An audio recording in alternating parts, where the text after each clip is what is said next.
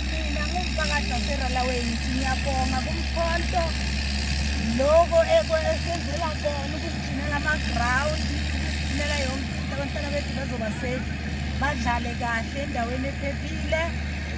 Nathi ngathi bangaqhubeka basifakele lezi zinto zokuzivocavoca ngoba siyarawunda la ngeyitraki siswele wona lezi zinto zokuzivocavoca. Nathi umphakathi waseRalaweni siyazicela umkhonto usize ukuthi nathi sithole into zokujima. Hayi sanibonani mphakathi, siyabonga sisefike basakashilo, nami ngima khona la akhulume khona, nami ngiyanisela ukuthi njalo siyeniphambili nisizeni sikwazi ukuphila, sikwazi ukuvocavoca imijingo. Siyabonga.